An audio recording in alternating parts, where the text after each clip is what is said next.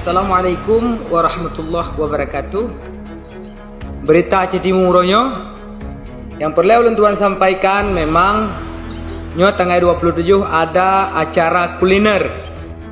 Kulinernya masak-masak. Nah, masak-masak.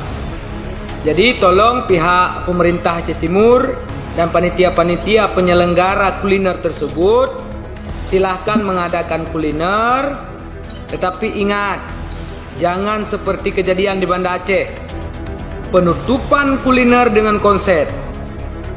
Tolong sigatik lom pegah, lom ingat kepada pemerintah, bek sagai-sagai ne pegot konser di Aceh Timur wate penutupan kuliner.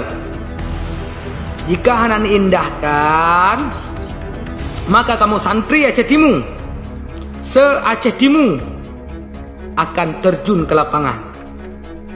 Jadi tolong juga ketika ne pegat kuliner, ne jaga nyan diliket-liket petara kenyan kantor bupati, bek nam sapat-sapat inang agam.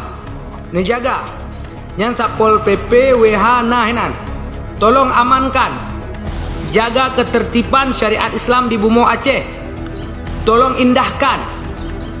Nyo sagai haba dari ulun tuan untuk pihak pemerintah Aceh Timur yang menyelenggarakan kuliner.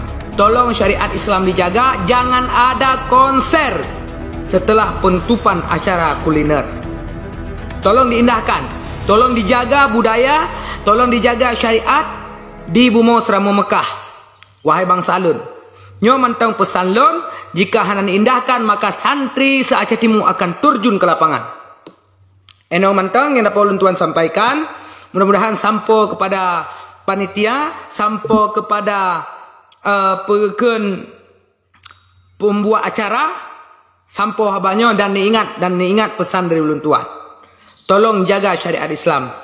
Eno mantang, wabillahi taufiq wal hidayah. Wassalamualaikum warahmatullahi wabarakatuh.